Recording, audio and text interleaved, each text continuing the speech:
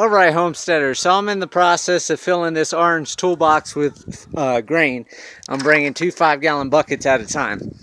But the problem is, the only 2 goats I see is Mongo and Mud. I don't know where the other goats went. Normally they're all over me. So, I'm going to have to try to track my goats down and find out where they are.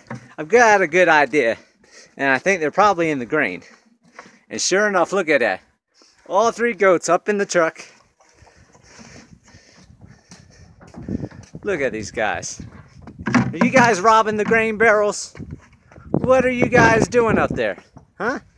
What are you doing, baby boy? Now, tiny dude's up there robbing the grain barrel. Look at these guys. Just robbing grain barrels. Fat goats. Fat goats. Look at that. Fat goat. Big old mouthful. What are you doing? Well, I'm gonna have to get the goats out and get this grain moved fast before they eat it all. I'll talk to you guys later. Live happy, live free. That's the only way to be.